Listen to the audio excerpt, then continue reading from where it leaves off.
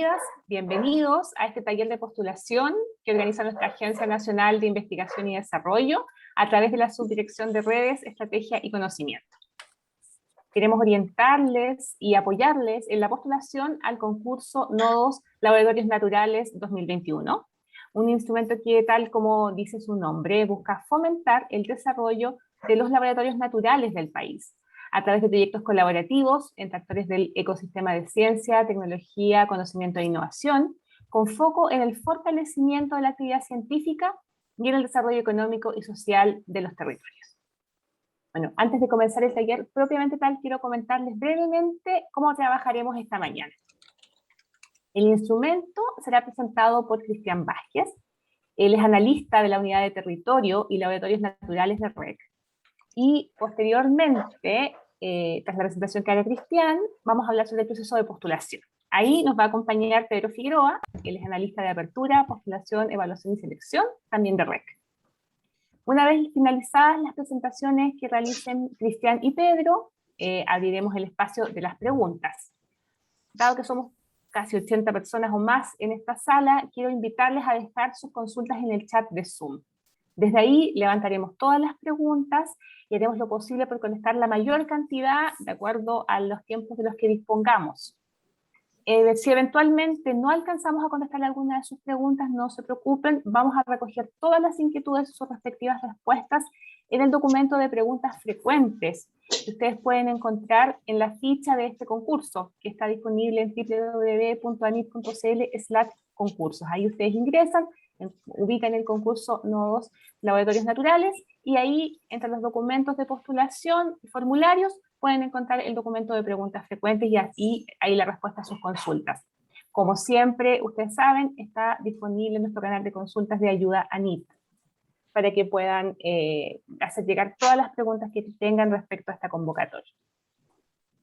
Como ustedes se dan cuenta, estamos grabando. La idea es que este taller quede disponible para que ustedes puedan revisarlo posteriormente, y también si eventualmente quisieran compartirlo con algunas otras personas, hay toda la libertad de hacerlo, va a estar disponible en nuestro canal de YouTube.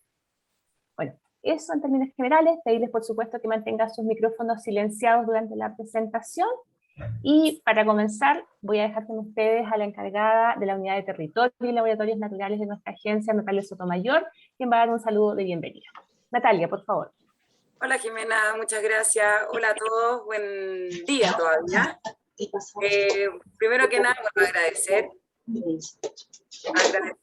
la participación de todos los que hoy nos acompañan, sobre todo por el interés de participar en este concurso.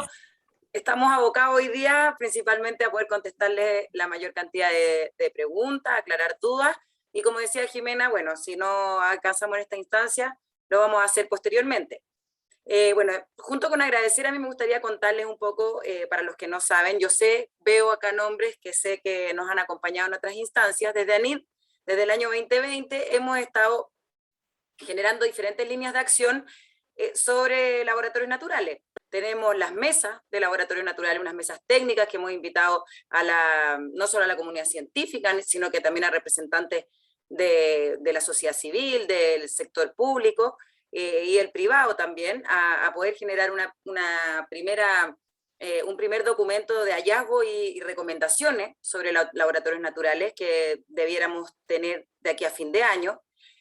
Pero también, además de estas mesas, hemos trabajado también en poder tener gráficas sobre los laboratorios naturales, una imagen general, una imagen país respecto de oportunidades que nosotros podamos identificar sobre laboratorios naturales en Chile. Y para esto estamos trabajando en poder generar un primer mapa de laboratorios naturales, buscando identificar la mayor cantidad de potenciales laboratorios naturales en Chile, más que la profundidad de la información en cada uno de estos hallazgos. Y por último, bueno, tenemos este concurso en el que nos convoca hoy, nuestro gran desafío, que es este nodo de laboratorios naturales. No voy a referirme a las bases porque evidentemente todos los que estamos acá las conocemos, pero es interesante también poder transmitir que en ANIT no solo nos abocamos a este concurso respecto de la búsqueda profundizar nuestro conocimiento sobre laboratorios naturales, sino también con estas otras instancias. Así que, bueno, no los aburro más, prefiero que prioricemos el tema de las preguntas y dudas. Así que, bueno, me despido, muchas gracias y que nos vaya muy bien hoy día. Gracias, Natalia. Muchas gracias. Voy a dejar con ustedes ahora entonces a Cristian Vázquez. Cristian, por favor. Gracias, Jimena. Un gusto saludarla a todos y todas. Vamos con la presentación entonces.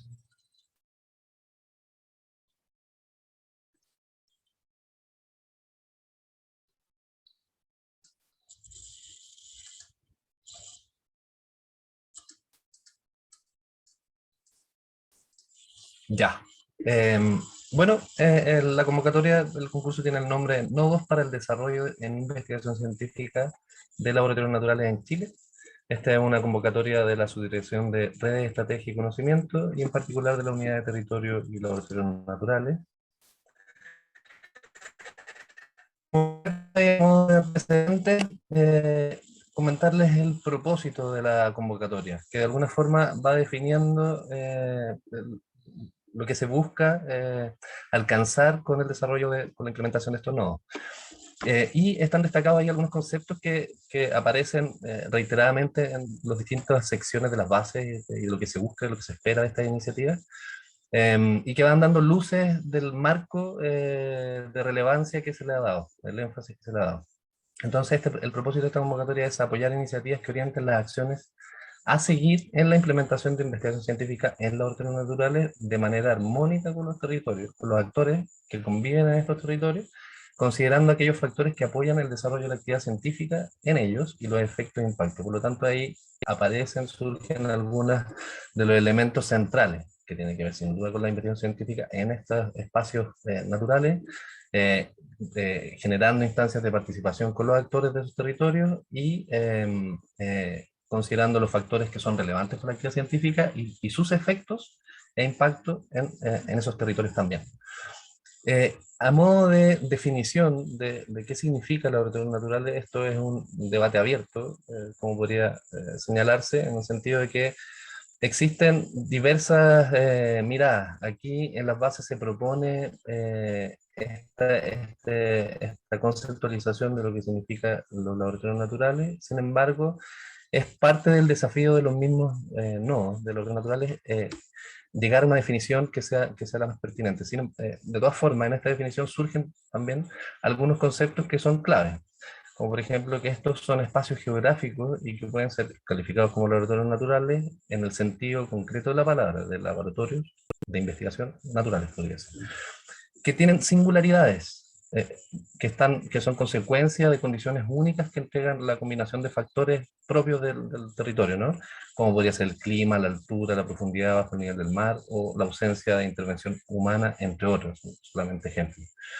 Y estos generan la combinación de ellos, escenarios, situaciones, territorios que son oportunidades a modo de laboratorio para el desarrollo de ciencia e investigación de clase mundial. Es en ese sentido que se utiliza el concepto de singularidad, de que son espacios que eventualmente no están disponibles con las mismas características y presentan situaciones muy particulares para el desarrollo de actividad científica de clase mundial, ¿no? Desde un punto de vista práctico, que puede tener sus pros y sus contras, pero es una decisión que en el fondo se toma porque facilita el agrupar los laboratorios naturales. Cristian, ¿Sí? ¿Sí? perdón, lo que pasa es que yo a veces pierdo un poco la señal. Quisiera recomendar si podemos apagar todas las cámaras, como para privilegiar la exposición. Cristian, a lo mejor, disculpa, tú puedes apagar tu cámara porque se desvirtuó un poco tu Ya. voz en algunos momentos. Discúlpame. Sí, eso. Muchas gracias. Ya, me avisan si es que volviera a ocurrir. Bueno, está abordando el tema de las macrocategorías. Entonces, desde un punto de vista territorial y espacial, estos distintos laboratorios naturales se pueden agrupar en macrocategorías. Esto facilita una mirada sistémica de las necesidades y oportunidades que apuntan a fomentar el desarrollo que siempre tiene que estar enfocado en el fortalecimiento de la actividad científica y en el desarrollo económico y social en los territorios. Ese es el objetivo de agrupar los laboratorios naturales en macrocategorías. Por eso aparecen estos dos conceptos en las bases que quizás en una primera mirada podría no entenderse cuando se habla de laboratorios naturales y cuando se habla de macrocategorías. Entonces, la convocatoria es acerca de los laboratorios naturales agrupados en distintas macrocategorías. Ya. ¿Cuáles son las macrocategorías presentes en la convocatoria? Son estas 6: océano, montaña, cielo, desierto, región subantártica y antártica. En estas macrocategorías se distribuyen o se agrupan los distintos laboratorios naturales que les son pertinentes, ¿no es cierto? Que es lo que comentaba anteriormente. Aquí hay una gráfica que está en desarrollo, es una versión preliminar, se podría decir, pero que permite aterrizar un poquito lo que he estado comentando, que en este caso el ejemplo de macrocategoría es el desierto de Atacama. En esta macrocategoría se distribuyen distintos laboratorios naturales que les son propios. Entonces, si vemos la gráfica, este es un corto transversal del territorio a la altura de Chañaral. Esto es útil porque permite ver las distintas unidades territoriales geográficas, los distintos pisos, y cómo, de alguna forma, las características que son propias de este territorio y de esos distintos unidades territoriales presentan características que son relevantes para distintos, para la actividad científica, pero para distintos laboratorios naturales que podríamos identificar. En esta gráfica lo que hemos querido destacar es que en un espacio territorial, como en este caso voy a ser el desierto de Atacama, como macrocategoría, vamos a tener al menos 3 elementos que están interactuando. Los laboratorios naturales que le son propios a la macrocategoría del desierto de Atacama, como por ejemplo podría ser la energía solar, agricultura en el desierto, extremófilos, biosfera rara, y astrobiología, bioantropológico y arqueológico, más en la zona de la costa, etc. Esos son laboratorios naturales, como ejemplo, pueden haber más, que les son propios a la macrocategoría de desierto de Atacama. Sin embargo, como es de esperar, existen también en este mismo territorio laboratorios naturales que son de otras macrocategorías, como podría ser en el norte del país sabemos y en el desierto que la astronomía es el laboratorio natural de cielos, de otra macrocategoría, que está presente en este mismo territorio, pero no le pertenece a quien postule a Desierto de Atacama a sus laboratorios naturales. Eso no quita que sea relevante el ver las posibles sinergias que pueden haber entre distintas macrocategorías de distintos nodos. Por lo tanto, como ya habrán visto en las bases, la articulación entre nodos es fundamental, justamente porque las estrategias para fortalecer un laboratorio naturales pueden actuar en sinergia con las de otra macrocategoría. También está, por ejemplo, la fosa de Atacama en la costa, ¿no? Que pertenecería al laboratorio natural de océano, perdón, macrocategoría. Entonces tenemos los laboratorios naturales de esta macrocategoría de desierto, los de otras macrocategorías interactuando en este mismo territorio, y a la vez hay otras actividades productivas u otras actividades, punto, que también están presentes en el territorio y que es clave que sean relevadas, ¿no? Y recogidas en sus distintos análisis. Así como también distintos asentamientos urbanos, ciudades, comunidades locales, saberes, etc. Entonces, el territorio, como sabemos, es un tejido complejo de distintas actividades e intereses que tienen que estar sobre la mesa al momento de analizar y enfocar estas estrategias, en este caso, en el ejemplo, en la macroteoría del desierto de Atacama. Eso. Bueno, considerando lo anterior, a modo de antecedentes, ya cuestiones más concretas de las bases propiamente tal, que tienen que ver con los objetivos. El objetivo general es fomentar el desarrollo de los recursos naturales en el país a través de esta iniciativa, los nodos, de forma colaborativa entre los actores del ecosistema de CTCI, con foco en el fortalecimiento de la actividad científica y desarrollo económico y social de los territorios. ¿Cuáles son los objetivos específicos? Como primer objetivo específico es el fortalecimiento de la investigación científica en los laboratorios naturales bajo estudio, y cómo esta actividad científica también está vinculada al desarrollo económico y social de los territorios, qué otros impactos pueden dejar en esos territorios. facilitar la implementación de la investigación científica en los laboratorios naturales de manera armónica con los actores que conviven en ellos. Un comité técnico de cada uno de los nodos, en el fondo. Y este comité tiene que estar articulado con la gobernanza de otra iniciativa que también estamos apoyando, que ya lleva un año, que son los nodos para la aceleración del impacto territorial de la CTCI. Ellos también tienen dentro de sus desafíos abordar el tema de los laboratorios naturales, y es justamente la zona de enganche con los nodos de laboratorios naturales. Estos nodos de aceleración del impacto territorial, como decía, ya tienen están en su primer año, pero ya tienen una buena parte avanzada, y por lo tanto la experiencia que ellos tienen en los territorios, en distintos tipos de metodología, el levantamiento de información que ya han hecho, sin duda que va a ser vital para aprovechar ese avance en los distintos territorios. Y, desde el punto de vista organizacional, se podría decir, el comité técnico tiene que estar enlazado con la gobernanza de estos nodos. Y además, en ese comité técnico es relevante que existan actores relevantes del ecosistema CTCI y del territorio propiamente tal. Implementar una metodología que busque fortalecer el capital social entre los distintos actores del sector académico, privado, público y social, de la quíntuple hélice, podemos llamar, considerando el territorio también, de manera que las propuestas o los lineamientos que vaya definiendo cada nodo vaya generando una red de colaboración sobre la cual se apoye el proyecto durante su ejecución. O sea, se espera que los nodos sean abiertos al ecosistema y no cerrados al grupo que forma parte de las instituciones y las personas que forman parte del nodo, sino que sea abierto a los territorios en los cuales se despliegan, ¿no? ¿Qué instituciones pueden participar? En calidad de beneficiaria, que es la que postula el proyecto, puede ser universidad acreditada, instituto de investigación, centro de investigación, público-privada, sin fin de lucro, tiene que tener personalidad jurídica propia, eso afecta obviamente a los centros e institutos de investigación, para que sean definidos como tal, ¿no? Y que tengan como misión o parte de sus objetivos principales el desarrollar actividad científica, tecnológica y o innovación. Esta institución debe tener asiento en alguna región del país distinta a la región metropolitana. Además, tiene que venir cada una de las postulaciones con la participación de al menos 2 instituciones asociadas, que también pueden ser universidades, institutos o centros de investigación, pero es más amplio.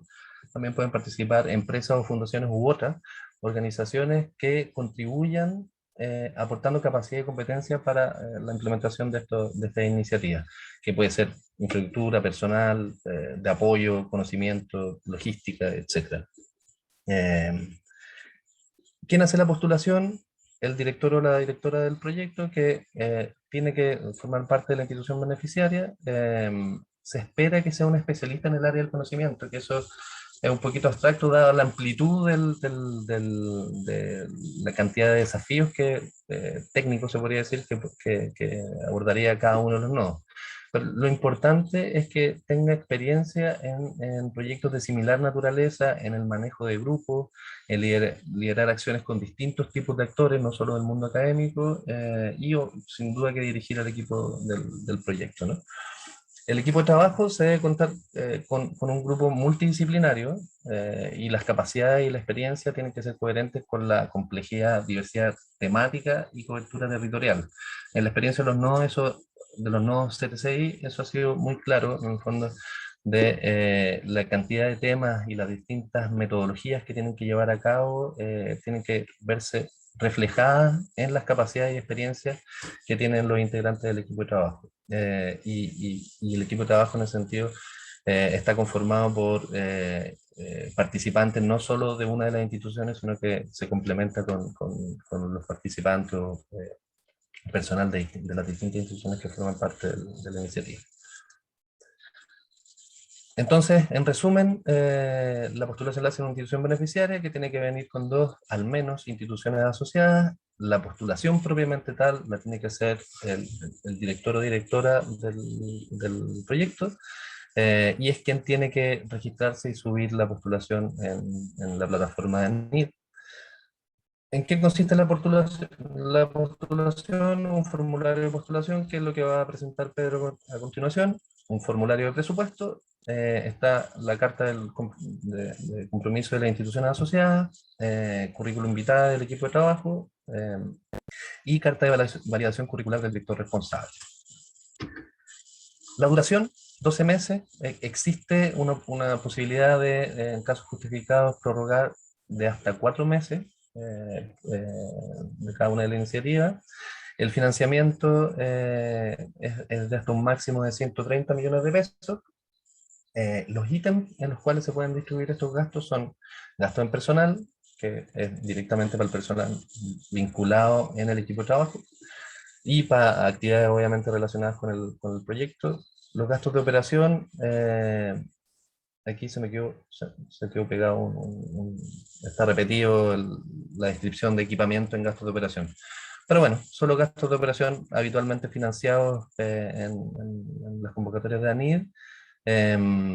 Tiene algunas consideraciones y limitaciones que son bien explícitos, pero los ítems son entonces gasto de personal, gasto en operación y equipamiento, que es gasto en compra de equipamiento, y los costos asociados a la ejecución en el ítem de equipamiento, ¿no?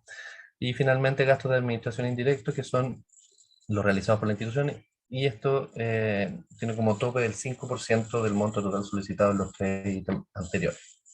En cuanto a la evaluación, existen 4 dimensiones de evaluación, que es donde se reparten, se distribuyen los distintos criterios de evaluación. Tenemos la problematización y justificación de la propuesta, que es un 10%, metodología, que es un 40%, relevancia, impacto potencial, 15%, competencia científica y de gestión, 35%. Esas son las 4 dimensiones, y que dan cuenta de alguna forma si que está bien definido el problema, se justifica adecuadamente, después se plantea a través de la metodología el camino para poder responder los desafíos que se estén planteando en esa justificación del problema. Después miramos entonces si es que los desafíos planteados son relevantes y tienen un impacto o abordan el impacto de forma adecuada.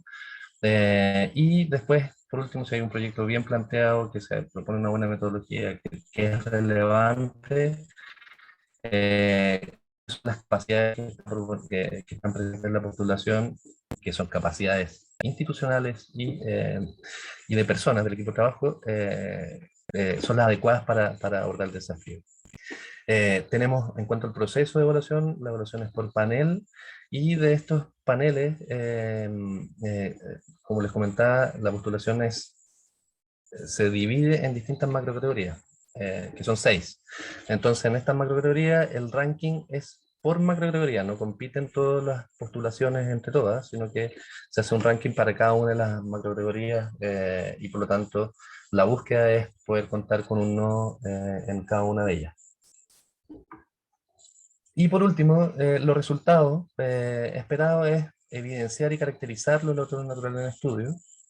Esto es, en un territorio, hoy no existen definiciones hasta la fecha de cuáles son los laboratorios naturales presentes en cada una de las macrocategorías. Entonces, lo primero sería poder determinar este universo, y lo van a ver en el formulario de postulación, de los potenciales laboratorios naturales presentes en estas macrocategorías, y cuáles son las características que los constituyen como tal, ¿no es cierto?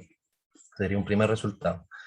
El estado del arte, o de las líneas o áreas de investigación desarrolladas en esos laboratorios naturales, y que pueden ser líneas o áreas de investigación ya definidas o instaladas, por decirlo de alguna forma, pero sin duda, y lo más complejo, en estos espacios naturales van a haber presentes líneas de investigación emergentes, ¿no es cierto? Más complejo porque es más difícil de identificar, pero posiblemente sean las más relevantes, o muy relevantes.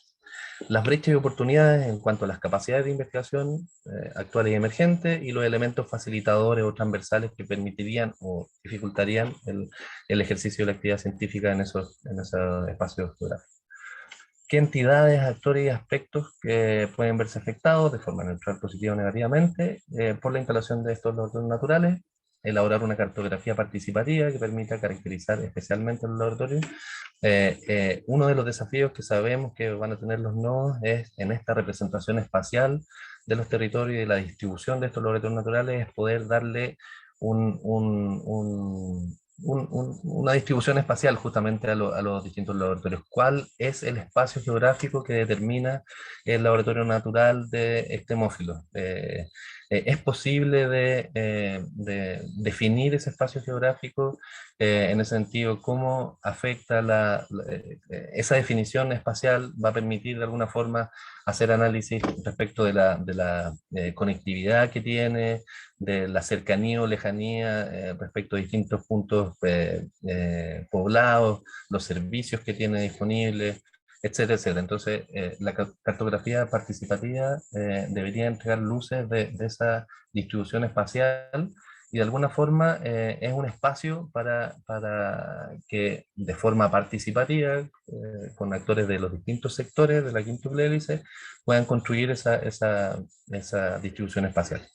Y finalmente, pero posiblemente, o uno de los resultados más relevantes es justamente tener un plan de acción en forma de hoja de ruta de corto, mediano y largo plazo que permita fortalecer, de acuerdo a lo que vaya planteando cada una de estas iniciativas, cada uno de estos laboratorios naturales, que es necesario en distintas dimensiones en en distintos periodos de tiempo. Además de un sistema de monitoreo tanto del laboratorio natural o de la macrocategoría, como de la misma hoja de ruta. Eso es, en la postulación, de todas formas, obviamente no les vamos a pedir la hoja de ruta ni los resultados que aquí estamos viendo, pero sí hay un énfasis en las definiciones metodológicas, en el fondo, cuáles son los desafíos, cuál es la aproximación metodológica que cada uno de los nodos va a implementar en la consecución, en la búsqueda de estos resultados.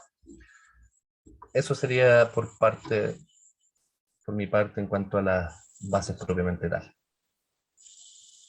Muchas gracias, Cristian. Seguimos con Pedro. Muchísimas gracias, Jimena, por esta oportunidad de profundizar un poco más acerca de esta iniciativa. Y bueno, saludo con un muy buenos días a todas las personas que nos acompañan en esta oportunidad. Voy a ver si logro compartir la pantalla como corresponde. Aquí está. Sí, nada más confirmar que se está proyectando bien. Se ve bien, Pedro. Y también se escucha bien. Escuchamos, sí. Bueno, yo a grandes rasgos les voy a presentar la plataforma Postulación en Línea para aquellas personas que ya conocen esta plataforma dentro de ANID. Quisiera focalizarme solo en algunas cosas que son distintas o que pueden parecer algo claro, distintas de otras plataformas que son más conocidas. Para aquello es necesario ingresar a alguno de estos dos sitios web y con eso fácilmente acceden a la plataforma de postulación en línea. Una vez estando allí es necesario identificarse con ID, que es el mismo registro que ustedes tienen o que han utilizado en ocasiones anteriores. No es necesario crear uno nuevo, a menos que sea primera vez que acceden a esta plataforma. Una vez estando ahí dentro, hay que crear una nueva postulación aquí en el cuadrante azul que se encuentra en la parte superior izquierda. Una vez que hacemos clic ahí, se van a desplegar todos los concursos que actualmente se encuentran abiertos dentro de ANID, abiertos para postulación. Para ello es necesario bajar hasta la sección de REC, que significa Redes, Estrategia y Conocimiento, y ahí sí el primero que encontrarán es el que nos aflige hoy. Y quisiera recomendarles que hagan envío de su postulación antes de la hora de cierre. Esto es el 16 horas del 23 de septiembre. Esto porque al hacer clic en enviar, el sistema empieza a hacer todo un chequeo como de que esté todos los documentos subidos a la plataforma, de que no falte nada, que no falte ningún registro, y idealmente sería bueno hacer esto antes de esta hora. Cuando ingresamos a la plataforma postulación en línea es necesario rellenar o tomar acciones, hacer clics en cada una de estas secciones: información, antecedentes, institución, equipo de trabajo, formulación, anexos. En cada una de estas es necesario que vayamos introduciendo información. Los documentos hay que subirlos en formato PDF, y para eso se recomienda el uso de estas páginas web que estoy desplegando a continuación, y también sería ideal poder ocupar algunos de estos dos navegadores a lo largo de toda la postulación, ya sea Mozilla o Chrome. Algunas recomendaciones: toda esta información también la pueden encontrar en la plataforma Postulación en Línea. Yo quisiera resaltar que es importante, antes de lanzarse a la postulación, leer con atención las bases que rigen este concurso. También es necesario y les recomiendo que preparen los documentos de postulación solicitados en el sistema, utilizando solo los formatos que se proporcionan en esa plataforma, los formatos de anime.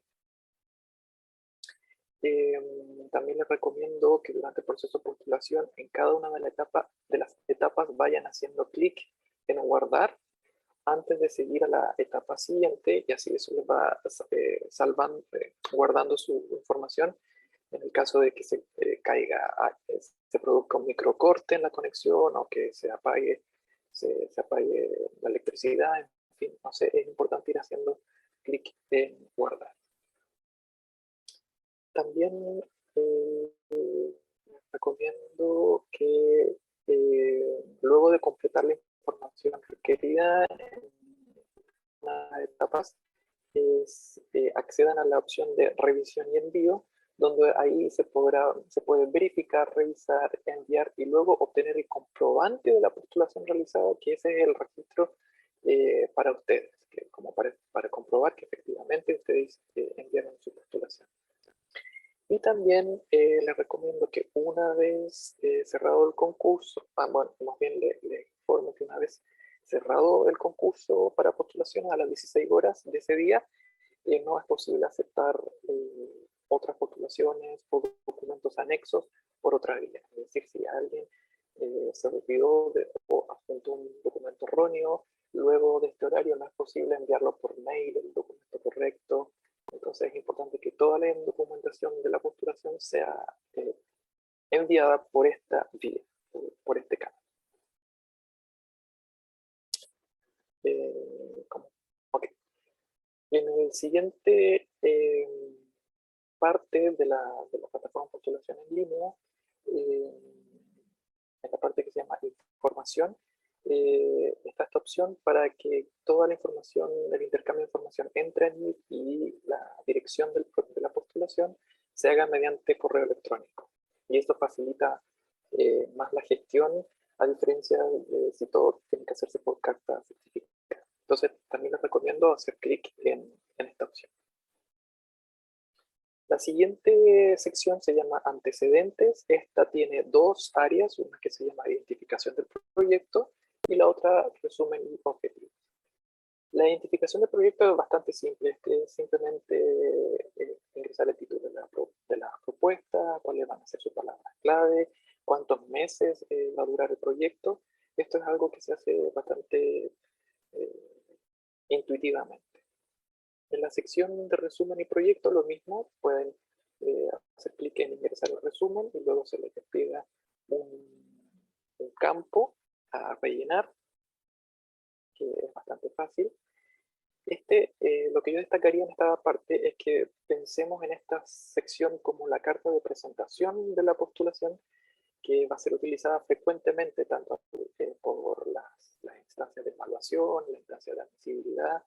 Entonces es importante que en esta parte la redacción sea bastante prolija y que sea utilizada de manera concisa, que sea autoexplicativa, para que se produzca una buena comprensión por parte de los lectores.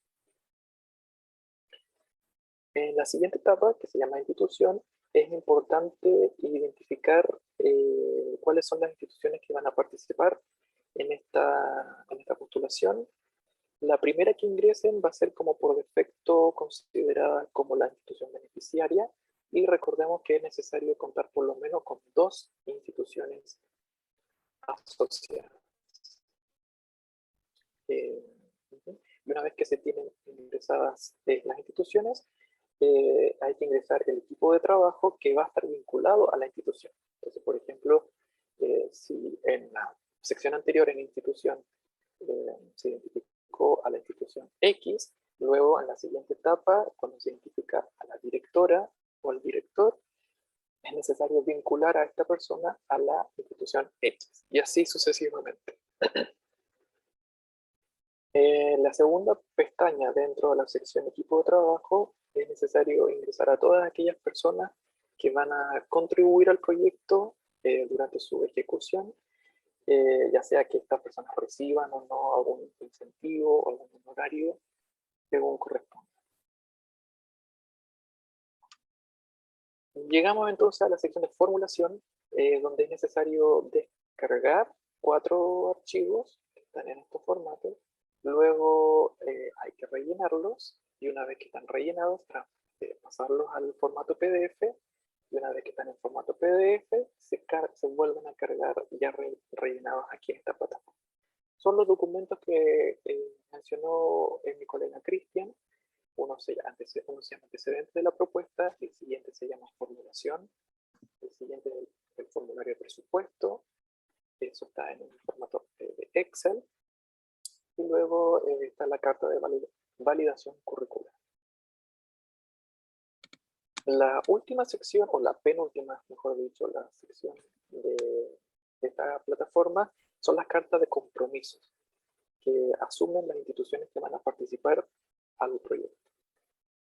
Esta es lo mismo, es decir, hay que descargarla, luego rellenarla y luego volver a subirla. Hay 2 tipos de cartas, una para institución beneficiaria y la otra para institución asociada al proyecto. Y por último está esta sección que se llama revisión, que consta de 4 etapas: verificar, revisar, enviar y la generación del comprobante. En esta etapa el sistema hace una búsqueda de que todos los documentos estén subidos, que las instituciones hayan sido también registradas, en fin. Y una vez que se terminan todos esos pasos, se genera automáticamente este comprobante que les sirve también de registro para ustedes.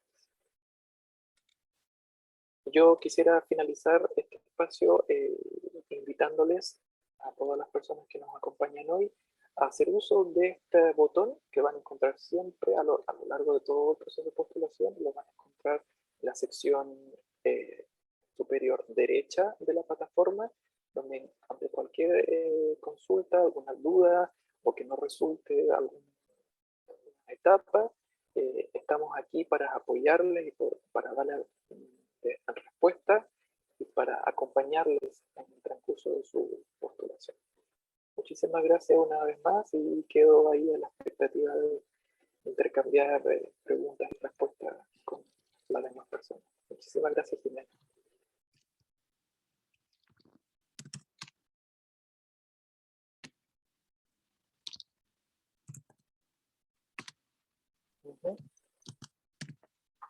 Jimena o Claudio, la siguiente etapa del... Sí, tengo un problema pequeño, denme un segundo. Dame un segundo, por favor. Ok.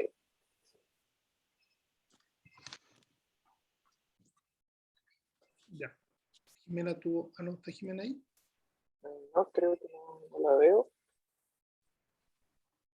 Yo la veo, pero no está por ahí. Así vamos a empezar con las preguntas. Tenemos la primera pregunta para Cristian, de Patricio Winkler, académico de la Universidad de Valparaíso. La pregunta es: ¿cómo clasificar un laboratorio que integra la zona baja de la cuenca hidrográfica con la costa inmediata? ¿Caería dentro de la macrocategoría océano? Gracias por la pregunta, Patricio.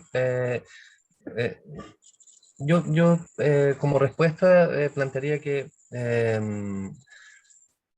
parte de lo que busca esta convocatoria es justamente avanzar en ese tipo de definiciones. Por lo tanto, no es algo que podamos responderte de manera directa, por decirlo de alguna forma. El formulario de postulación está diseñado de alguna forma para justamente que ustedes puedan hacer una justificación de aquellos laboratorios naturales que van a abordar al alero de la macrocategoría a la cual postulan. En ese sentido, la fundamentación o la justificación que ustedes hagan para definir que determinado laboratorio natural pertenece a una u otra macrocategoría es algo que es propio de la postulación propiamente tal. Y en un sentido más amplio, como decía, parte del desafío que abordan estos nodos va a tener mucho de esto, de ver cómo un laboratorio natural efectivamente pertenece más a una macrocategoría que otra. Y quisiera aprovechar tu consulta para plantear otro tema, es que la postulación es a la macrocategoría. Por lo tanto, una parte importante de la postulación es definir de alguna forma el mayor número, el universo, se podría decir, de laboratorios naturales presentes en la macrocategoría. No es al revés, la postulación no es a un laboratorio natural.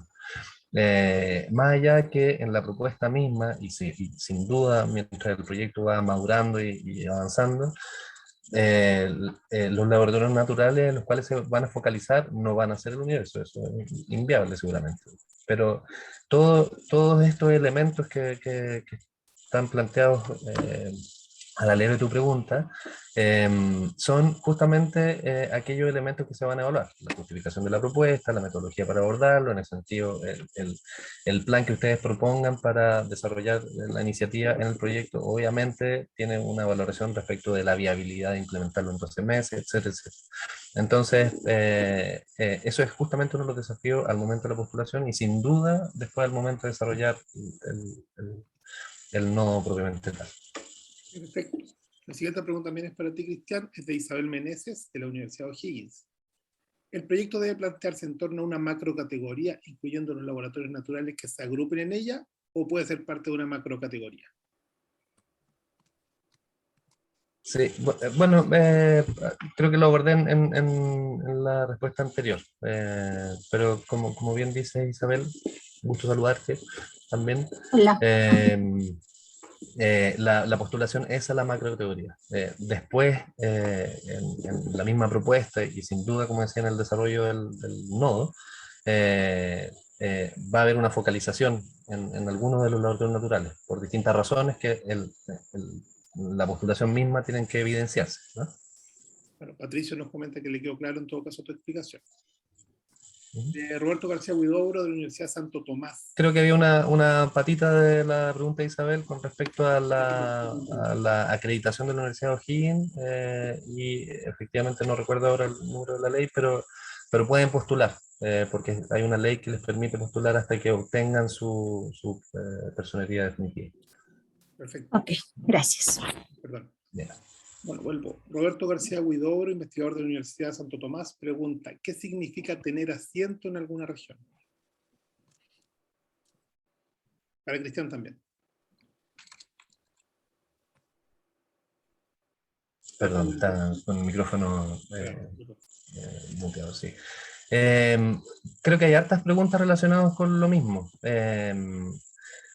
Lo que busca, como refiriéndose al propósito de esta condición, es que sean universidades en regiones distintas a la metropolitana. Una manera de decir eso, que es un concepto que sabemos que quizás no es tan explícito, tan claro, por decirlo de alguna forma, es el asiento en esa región. Y eso no es sinónimo de que solo tengan una sede en una región distinta a la metropolitana.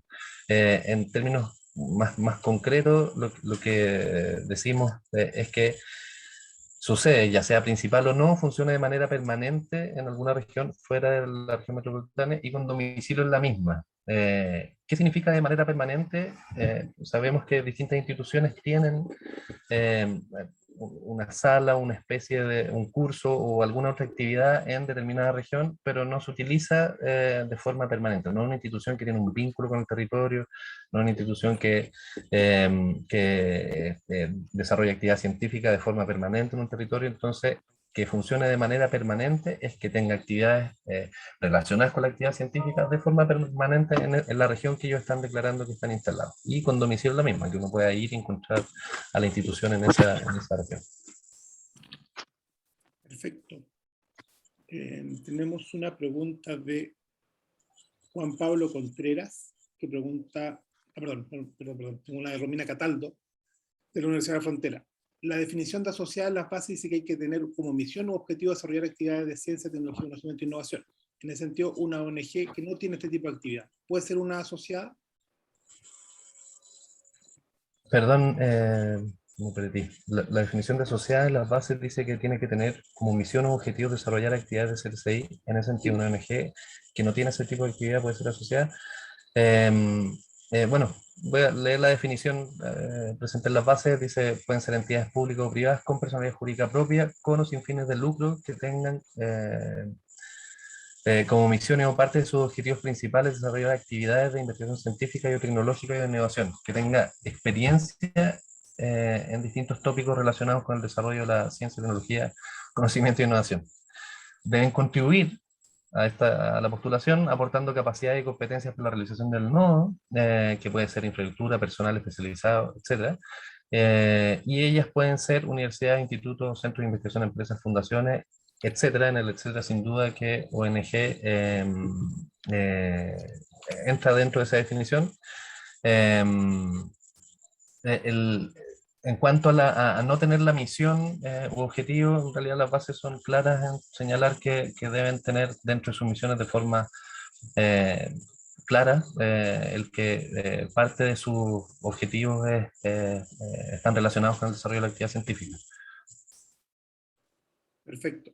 Tenemos preguntas con respecto a quiénes pueden, qué instituciones, qué tipo de instituciones pueden ser asociadas. Si, por ejemplo, pueden ser sindicatos de personas o municipios. Creo que también había una persona que preguntaba si pueden ser federaciones.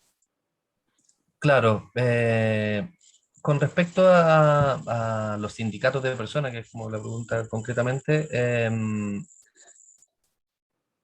no me queda claro que dice, pueden ser instituciones asociadas, sindicatos de personas, actores clave del proyecto. Como institución asociada, propiamente tal, podrían ser siempre y cuando tengan dentro de su, bueno, tengan personalidad jurídica propia y tengan dentro de su misión o de sus definiciones desarrollar actividades relacionadas con la actividad científica, tecnológica y o de innovación. Corre la misma definición en caso de que quieran participar como instituciones asociadas. Yo quizás, dado que hay hartas consultas con respecto a las instituciones asociadas, quisiera plantear que los nodos, por la orgánica y la conformación que tienen, son una instancia, o esperamos que sean una instancia, que convoque a la mayor cantidad de actores posibles. Seguramente la formalidad de la institución asociada es una forma de hacerlo. Desde nuestro punto de vista, y bueno, y así está planteado en las bases directamente, la configuración de los nodos es una configuración que tiene una orientación científica y tecnológica, pero la construcción de la iniciativa y de las propuestas que desarrolle tiene que generar una participación lo más amplia posible. En ese sentido, la asociación de sindicatos, los municipios u otras ONG tienen que ser convocadas a participar. Lo que estoy diciendo en otras palabras es que la institución asociada no es la única manera de recoger y de considerar la participación de estas otras instituciones o instancias. Perfecto. Tenemos una pregunta de Jimena Fadic con respecto a gastos. Este concurso busca, dentro de otros resultados, que se proponga un sistema de monitoreo a corto, mediano y largo plazo del laboratorio identificado. Esta actividad está fuera del periodo de ejecución del proyecto. ¿Quién se hace cargo de esa parte entonces? ¿Será un llamado concurso con financiamiento independiente? ¿Existirá algún tipo de inhabilidad para la institución que ejecutó el proyecto original de participar en proyectos futuros que resulten de él? O dicho de otra manera, ¿por el ejecutor actual del actual proyecto adjudicarse a futura realización del monitoreo? Es una pregunta larga, Cristian. Sí, en términos generales, si es que alguien no se siente satisfecho, no sé si lo mencionamos, satisfecho o quedó algo por responder, el canal formal de planteamiento de consultas para las distintas convocatorias de ANID, esta convocatoria sin duda, es ayuda a ANID y entran al concurso y la plantean. yo, en términos generales, como respuesta a lo que plantea Jimena, que ya nos pasa con otras iniciativas, o sea, muchas veces los efectos y las propuestas van más allá de la duración del proyecto o del financiamiento del proyecto que la desarrolla, ¿no? Y en ese sentido, sin duda, que la hoja de ruta, incluso en el corto plazo, ya va más allá de la duración del proyecto. Lo que se pide, y en ese sentido, de alguna forma tienen que quedar tranquilos, es una propuesta de sistema de monitoreo. En esa propuesta, uno esperaría que también viniera el cómo es posible implementar o gestionar quiénes deberían ser los actores principales, el rol de cada una de las instituciones, eventualmente la necesidad de continuar apoyando una iniciativa como esta u otra, etcétera, es parte, diría yo, de lo que uno esperaría de una propuesta de monitoreo. Esa es la respuesta en términos generales, pero me atrevería incluso a señalar que eso en ningún caso podría afectar lo que planteas en una de tus preguntas, Jimena, de que quedara de alguna forma amarrada esta iniciativa o quien se adjudique el nodo por un periodo que extienda lo convenido entre las partes. En este caso, a la institución beneficiaria del proyecto, ¿no? Perfecto.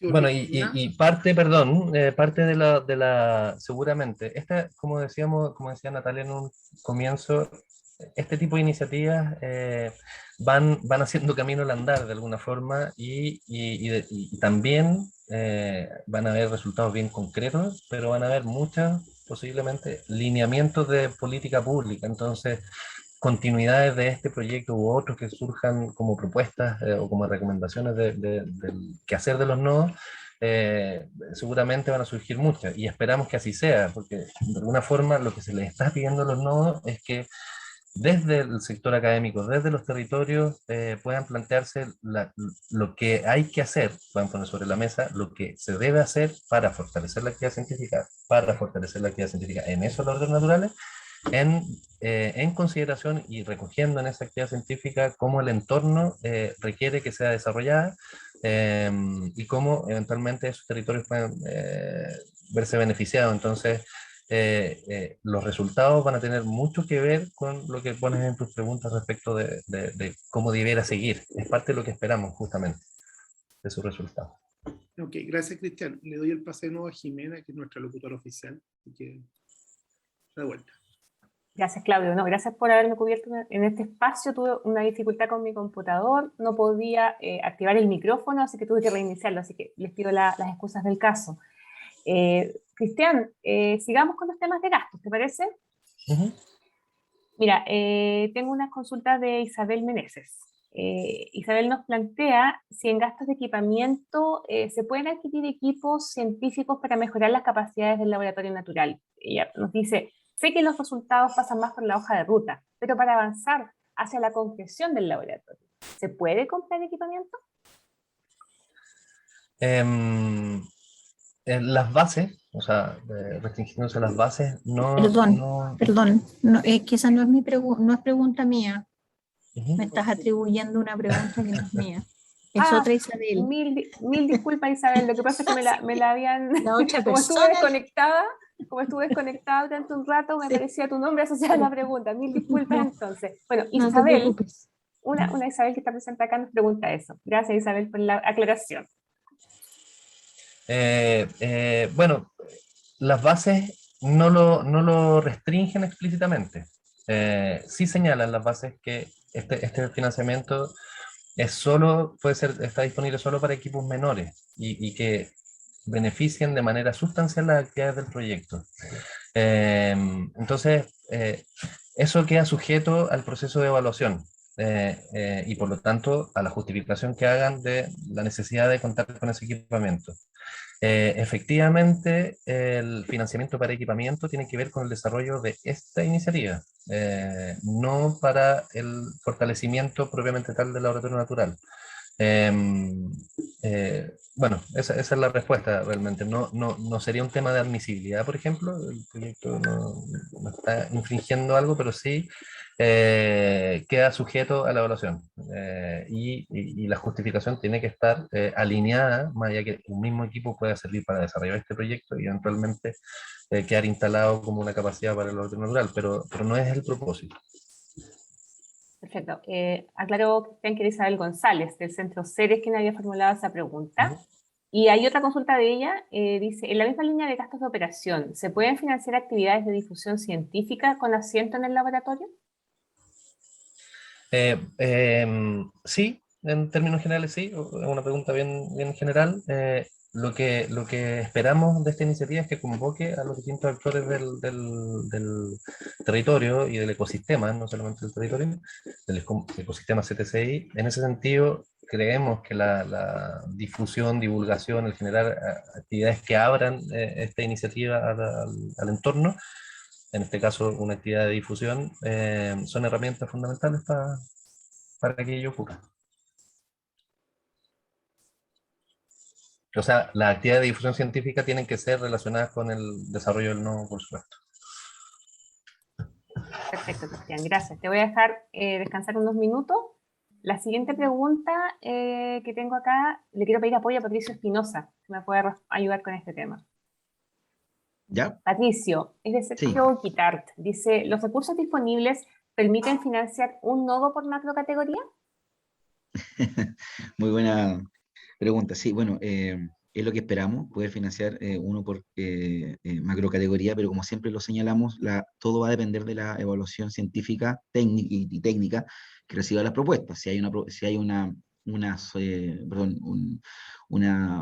un sector de laboratorios naturales que no cuenta con una propuesta que cumpla con el mínimo establecido por la agencia, invariablemente no va a ser adjudicado. O sea, más allá de las ganas que uno pueda tener acá como equipo, pero lo que manda siempre es la evaluación técnica del panel de evaluación, y eso nosotros lo respetamos a cabalidad.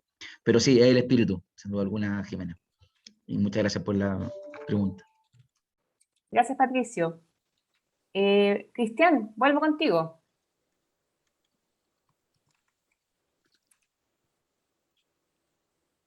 ¿Sí? ¿Me escuchas, Cristian? Sí, perfecto. Sí, claro. Mira, Jimena Fadich nos pregunta, hay macrozonas muy extensas, como montañas, por ejemplo. Entonces, uno podría hacerse cargo de los laboratorios naturales de una zona geográfica específica, acotada, y que la propuesta ahí desarrollada pueda replicarse en otras zonas.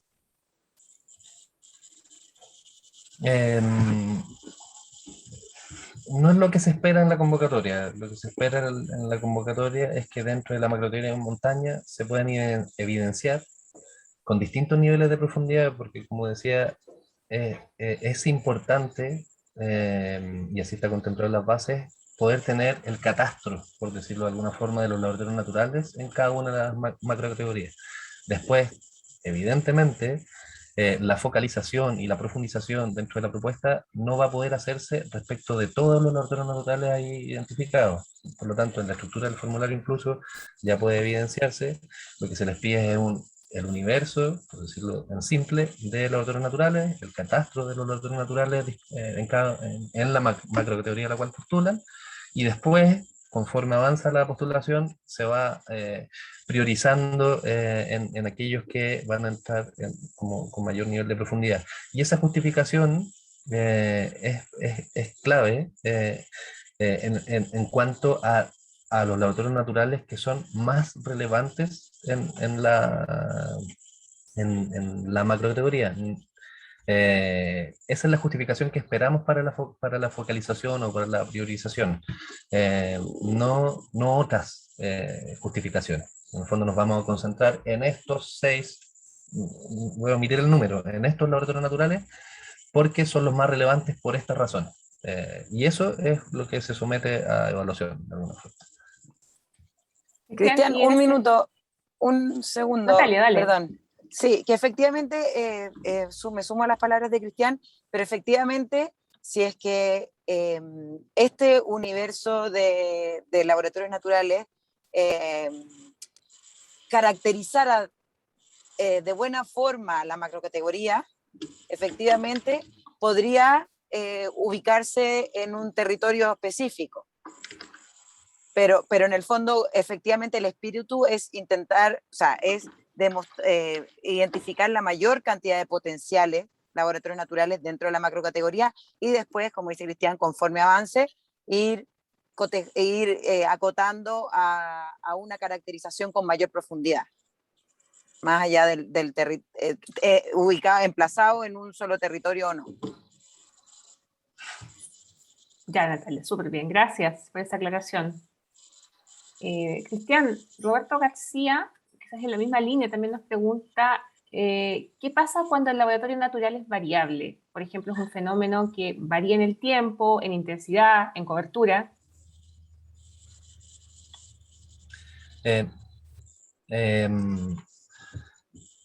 No tenemos respuesta para eso en ningún caso.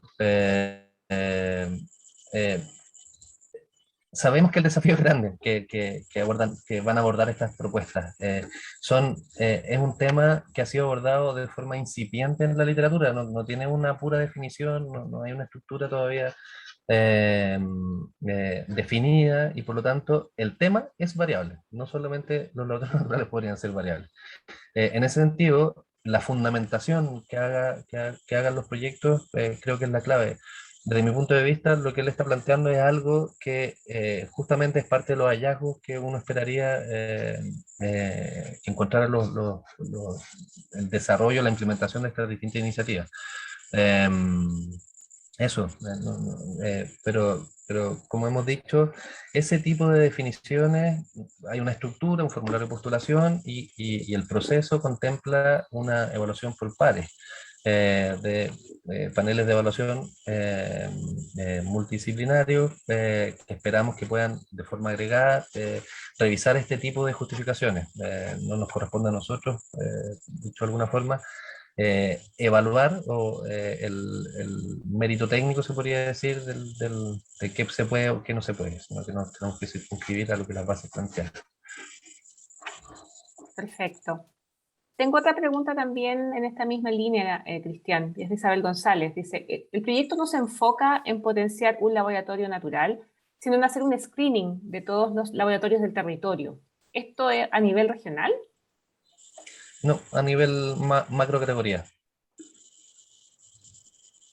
En el fondo, la distribución espacial, territorial de una macro categoría puede ser más amplia, y de hecho lo es, que una región u otra división político-administrativa. Y quería agregar muy cortito al desafío.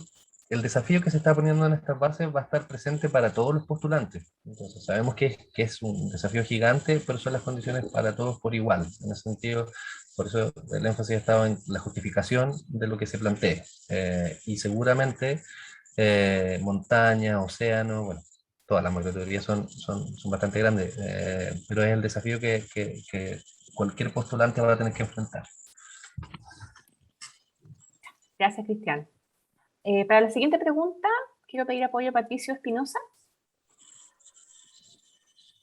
Acá estoy. Patricio, la pregunta es de Gonzalo Gajardo. ¿Quiénes conforman el panel de evaluación? Y fue un tema que mencionó Cristian en una de sus respuestas. Sí, por cierto,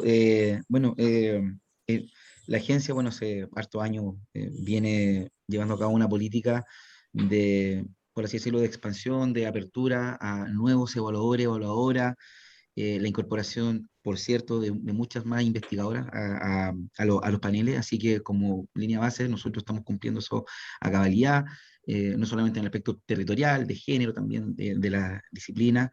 Estamos buscando en este momento evaluadores de alto nivel. No descartamos también la incorporación de evaluadores internacionales, así que estamos en este proceso justamente en la búsqueda. Ahora entenderán que no sabemos cuál es la cohorte de postulantes, así que apenas tengamos ese listado de postulantes, obviamente vamos a descartar a aquellos que están postulando por razones obvias o a aquellos que tienen conflicto de interés. Pero estamos en eso y son investigadores e investigadoras de una destacada trayectoria a nivel nacional e internacional en el ámbito académico e investigación. Eso, Jimena. Gracias, Patricio. Mira, para la siguiente pregunta, no sé si Natalia quizás me pueda ayudar con esto. Natalia, mira, la pregunta es de Stefan Fogel, del CIGIDEN. La pregunta es la siguiente. En términos prácticos, ¿Qué implica un comité técnico articulado con la gobernanza instalada por el Nodo para la aceleración de impacto territorial?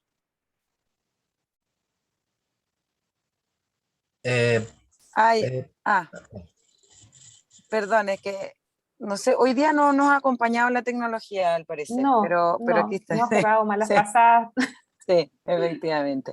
Cristian, ¿algo ibas a decir? Yo me sumo, sí. no, solamente pensé que estaba ahí con problemas con el computador. Ok, efectivamente no, pero la idea es que este comité técnico, perdón, la pregunta es, el comité ¿Qué técnico, implica? ¿Qué implica el comité técnico articulado con la gobernanza instalada por ok, el Nodo? ya, perfecto. Sí, la idea es que el comité técnico pueda recoger pueda recoger los aprendizajes y el avance que ha generado esta gobernanza macrozonal de estos nodos que ya llevan un año. Entonces, y que dentro de sus componentes efectivamente tienen laboratorios naturales como punto de interés. Entonces, efectivamente, la idea es complementar los esfuerzos y poder generar trabajo en conjunto o en el fondo tomando los puntos ya relevados por esta gobernanza anterior. Prácticamente puede ser sumar a alguno de los participantes del no macrozonal a este comité técnico y funcionar de forma periódica, por ejemplo.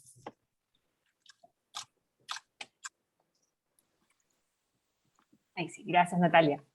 Perdón, solo quería, entonces, Estefan, Stefan sí. Fogel, sí, Sigigen, con respecto a esta pregunta, entonces, efectivamente hay que incorporar a esta persona al comité técnico, ¿es una exigencia? ¿Eso implica finalmente esa frase?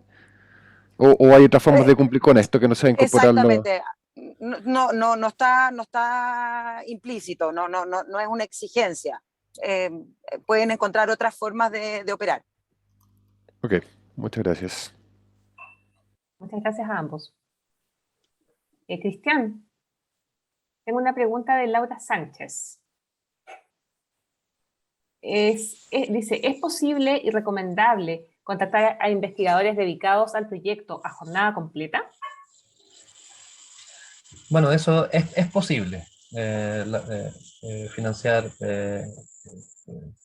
personal con recursos de la convocatoria. Lo recomendable, bueno, depende de cada uno de los proyectos, pero es posible. Gracias, De Cristian. acuerdo. Gracias. Gracias. Pedro, la siguiente pregunta, necesito tu ayuda. Sí, Mira, la pregunta es de Felipe Orellana y dice, en el documento de postulación, en el punto 2.3.3, se habla de la conformación del comité técnico y que debe seguir según el numeral 1.5.6 de las bases, pero ese numeral no está, llega hasta el 1.4.10 y luego salta al 2. ya, sí, de acuerdo, debe ser que se produjo ahí un desfase. Pero de todas maneras hay una sección dentro de las bases que dice relación al comité técnico y son esos los parámetros que se deben utilizar al momento de definirlo en el formulario de postulación. Si me da un minuto lo puedo buscar o si prefiere, Felipe se llama la persona que pregunta. Felipe Orellana. Sí, Felipe, si gusta, Felipe, puedes hacer esta consulta dentro de la sección de ayudas que está dentro de la plataforma de postulación. Sí, Felipe de la Universidad Católica del Maule. Ahí te vi. En todo caso, para complementar la respuesta, Jimena y Felipe, Dale, Pao. efectivamente existe un error en el formulario de postulación. El numeral de la base que corresponde, que tiene que indicar el formulario, es el 1.3, que son los objetivos específicos. La letra C hace mención al comité técnico y también al anexo 1, donde van todos los datos del nodo para la aceleración del impacto territorial del año 2020. Gracias, Pau, por complementar la respuesta de Pedro. Bueno, ya son las 12, casi las 12:20. vamos a ir con la última pregunta. Nos quedan varias preguntas, pero como les comentaba al inicio de la actividad, las vamos a contestar todas a través del documento de preguntas frecuentes que está disponible en la ficha del concurso. Así que cuenten con esa información a la brevedad.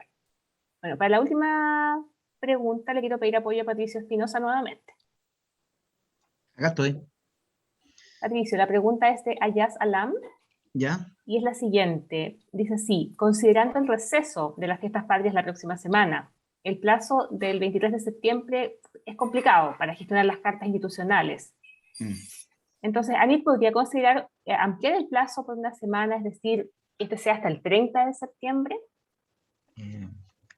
Sí, es una buena pregunta. Bueno, solamente lo que puedo señalar es que en convocatorias anteriores, particularmente en este año, a instancia obviamente de nuestra directora nacional, de nuestra subdirectora, bueno, cuando llegan algunos requerimientos desde la universidad e instituciones postulantes, obviamente lo que quiero decir es que la NIT no toma en consideración, y particularmente cuando hay aspectos que efectivamente son, llaman a ser considerados, y efectivamente se han extendido los plazos. Comprometerme ahora a una extensión está fuera de mi rango de sueldo, como siempre digo, pero tomamos el punto.